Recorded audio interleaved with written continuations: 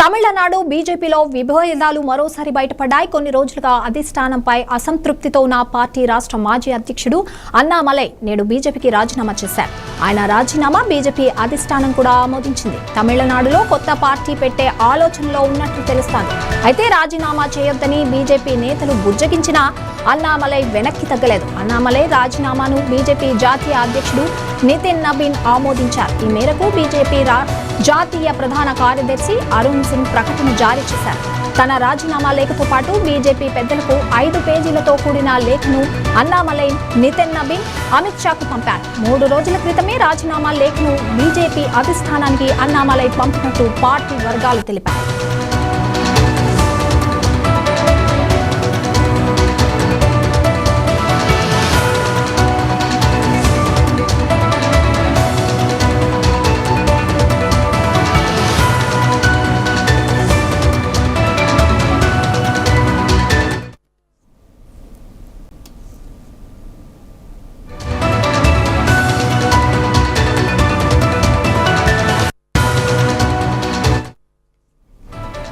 తమిళనాడు బీజేపీలో విభేదాలు మరోసారి బయటపడ్డాయి. కొన్ని రోజులుగా అధిష్టానంపై అసంతృప్తితో ఉన్న పార్టీ రాష్ట్ర మాజీ అధ్యక్షుడు అన్నామలై నేడు బీజేపీకి రాజీనామా చేశారు.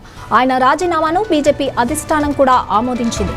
తమిళనాడులో కొత్త పార్టీ పెట్టే ఆలోచనలో ఉన్నట్టు తెలుస్తోంది. అయితే రాజీనామా చేయొద్దని బీజేపీ నేతలు బుజ్జగించినా అన్నామలై వెనక్కి తగ్గలేదు. అన్నామలై రాజీనామాను బీజేపీ జాతీయ అధ్యక్షుడు నితిన్ నబీన్ ఆమోదించారు. ఈ మేరకు బీజేపీ జాతీయ ప్రధాన కార్యదర్శి అరుణ్ సింగ్ ప్రకటన జారీ చేశారు. తన రాజీనామా లేఖతో పాటు బీజేపీ పెద్దలకు 5 పేజీలతో కూడిన లేఖను అన్నామలై, నితిన్ నబీన్, అమిత్ షాకు పంపారు.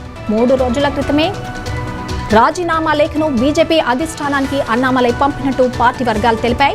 దీనికి సంబంధించి మరిన్ని డీటెయిల్స్ మా ప్రతినిధి రాజ్ కుమార్ అందిస్తారు. రాజ్ కుమార్, అన్నామలై రాజీనామా వెనుక అసలు కారణాలు ఏమైనా ఉన్నాయా? Good morning. తమిళనాడులో మరి బీజేపీలో మరొకసారి విభేదాలు బయటపడ్డాయి.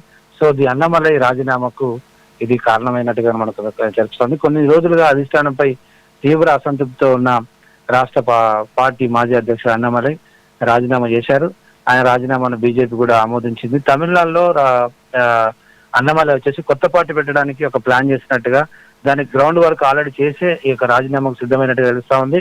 అయితే రాజీనామా చేయొద్దని బీజేపీ పెద్దలు, కమలం పెద్దలు, ఢిల్లీ పెద్దలు ఎంత బుజ్జగించినా కూడా అన్నామలై వెనక్కి తగ్గలేదు. దీంతో చేసేదేమీ లేక అన్నామలై రాజీనామాను బీజేపీ జాతీయ అధ్యక్షుడు నితిన్ నబీన్ ఆమోదించారు. ఈ మేరకు బీజేపీ జాతీయ ప్రధాన కార్యదర్శి అరుణ్ సింగ్ కూడా ఒక ప్రకటన జారీ చేశారు. తన రాజీనామా లేఖతో పాటు పెద్దలకు 5 పేజీల లేఖను కూడా, అంటే ఎందుకు చేయాల్సి వచ్చింది, ఏం జరిగింది, అసలు తమిళనాడులో ఏంటి పరిస్థితి, ఆయనకు ఎక్కడ అసంతృప్తి వచ్చింది అనే దాని మీద ఒక 5 పేజీల లేఖను కూడా ఆయన అధిష్టానానికి, అంటే అమిత్ షాకు, తర్వాత జాతీయ అధ్యక్షుడు నితిన్ నబీన్ కూడా పంపించినట్టుగా మనకు తెలిసారు.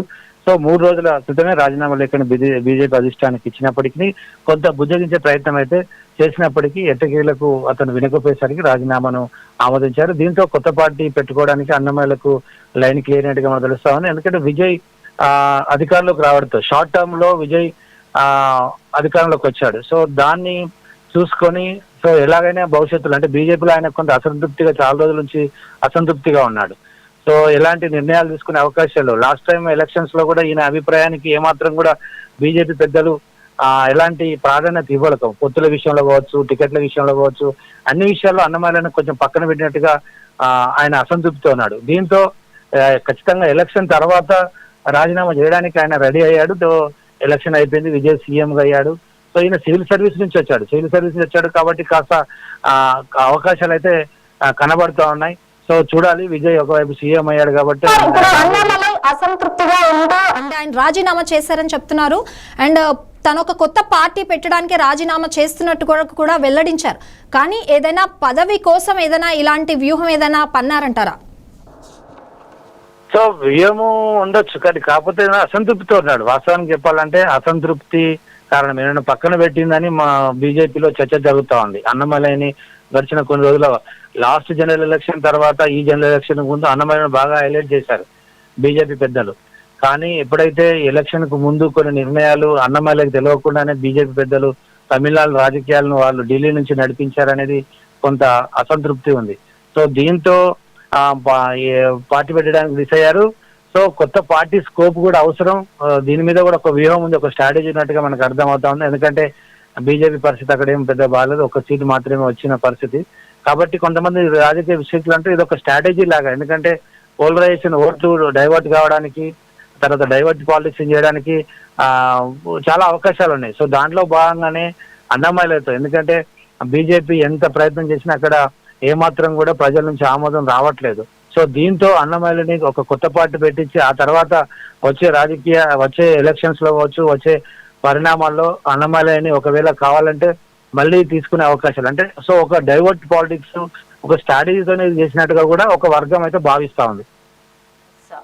Yes. Thank you, Rajkumar.